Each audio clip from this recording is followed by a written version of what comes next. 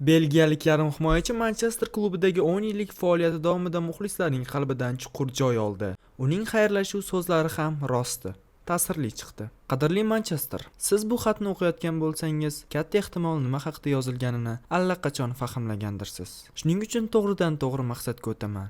Bu oylar Manchester City'dagi futbolchilik faoliyatimning so'nggi oylari bo'ladi. Bu haqda yozish juda ham og'ir. Har bir futbolchi bu kun albatta kelishini biladi.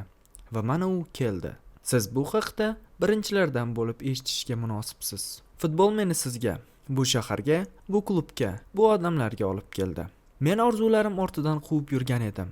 Lekin bu yo'l hayotimni butunlay o'zgartirishni tasavvur ham qila olmaganman. Bu shahar, bu klub, bu odamlar menga hamma narsani berdi. Buning evaziga men ham borimni berishga harakat qildim. Ishonish qiyin, lekin biz hamma narsaga erishdik. Sizlarga yoqqan yoki yoqmaganidan qat'iy nazar, xayrlashuv vaqti keldi.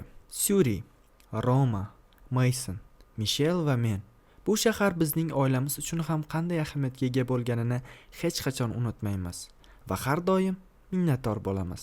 Manchester faqat farzandlarimizning pasportida emas, balki undan ham muhimrog'i, yuragimizda abadiy qoladi. Bu joy doimo bizning uyimiz bo'lib qoladi. Shaharga, klubga, xodimlarga, jamoadoshlarimga va do'stlarimga o'tgan 10 yil uchun katta rahmat aytaman.